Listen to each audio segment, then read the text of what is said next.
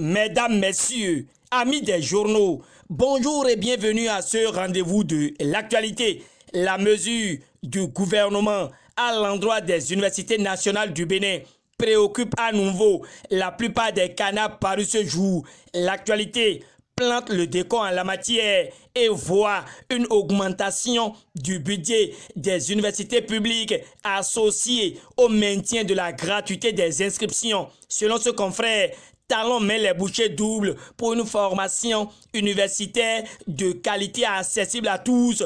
Dans ces consultations, l'actualité signale qu'il n'y a ni retour des frais d'inscription, ni augmentation des frais de formation dans les universités nationales au titre de l'année académique 2018-2019. Avant de finir avec les informations inhérentes aux décisions prises par le gouvernement pour l'accès du plus grand nombre à la formation universitaire, l'actualité intègre la gestion des bourses et autres allocations universitaires, le renforcement des intrants du système universitaire, les infrastructures et équipements, la formation et le recrutement d'enseignants. À tout ceci vient s'ajouter la mise en place d'une plateforme informatique de gestion des allocations universitaires et leur bancarisation. Suivant l'actualité, cette disposition permettra d'assurer la célérité dans le traitement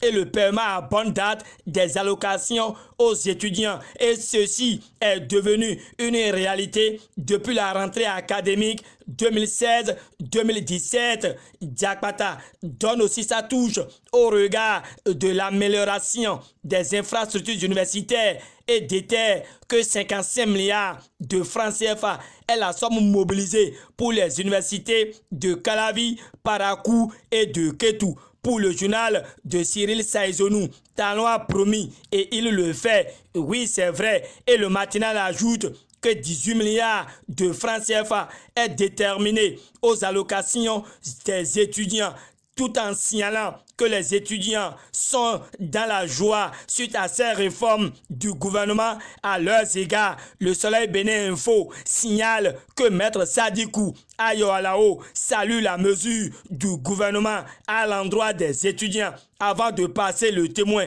l'auteur de l'article relève que Mario Dila Tanasso dément l'intox et les rumeurs sur les frais d'inscription dans les universités publiques, alors que Nord-Sud Quotidien nous éclaire sur l'augmentation du budget des allocations et du statu quo pour les inscriptions à la rentrée dans les universités publiques du Bénin. Le potentiel est allé à la Caisse nationale de sécurité sociale pour signaler qu'un décaissement de 4,5 milliards de francs CFA pour une destination inconnue est à l'origine d'un grand bruit. Abordant cette même actualité, la dépêche expose sur le refinancement supposé de la BIBE par la Caisse nationale de sécurité sociale. Dans une interrogation, le confrère se demande où sont passés les 4,5 milliards de francs CFA de la CNSS. Matin Libre ne passe pas sous silence cette affaire de 4,5 milliards de francs CFA sans trace qui secoue la CNSS et affirme que Wadaï et Kotigan ont le feu aux fesses, mais le SG Sinas confond la rupture. Martel, l'auteur de l'article, avant de céder sa place à l'Afrique en marche, qui a fait le constat d'une mauvaise gouvernance. Très touché, l'imprimé mentionne que les auteurs de 440 milliards de gabegie sont au bon soin de la rupture. Se fondant sur cette analyse, l'Afrique en marche nous abreuve de la démission du ministre des Finances de l'Afrique du Sud pour des faits de corruption. Conformément au quotidien, Talon doit aller à l'école de Ramaphosa et cesser de faire une lutte sélective contre la corruption. Le matinal revient dans cette revue de presse et nous situe sur l'affaire Altao. Dans ses colonnes, le défi d'une génération publie que son procès est renvoyé au 23 octobre prochain. Préoccupé par la détention préventive au Bénin. Le Béninois libéré cherche à savoir si c'est la punition avant l'heure ou si c'est la lenteur judiciaire.